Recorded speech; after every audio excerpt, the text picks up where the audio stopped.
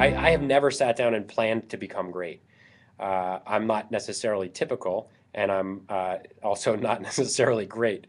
So this is a tough question to answer. But the thing, if I look back at my life and I say, what are the activities that I engaged in that most significantly contributed to my success that I've had to date or my happiness as a person, they're not necessarily the most predictable tasks. So especially if you want to be an entrepreneur, you have to get used to defining your own path, which means you probably want to learn at an early age how to be your own tailor, like the tailor of your own life. You don't.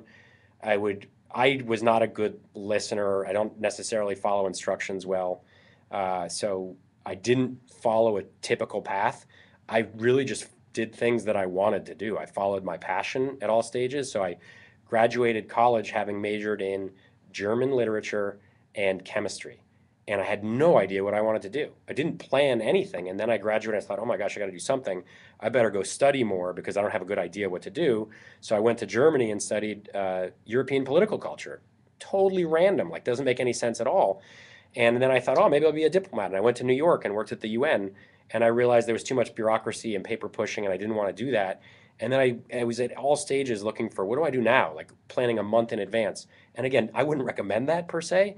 It was stressful for me and difficult, but in the process, I actually gathered a huge amount of experience in a really broad array of industries. I worked in the publishing industry after that. I then went into technology consulting and training. I worked with big banks. I traveled all over the world. And all of that stuff gave me insight into things that I use today that are incredibly valuable to me. So I will always come back to this one single thing is follow your passion.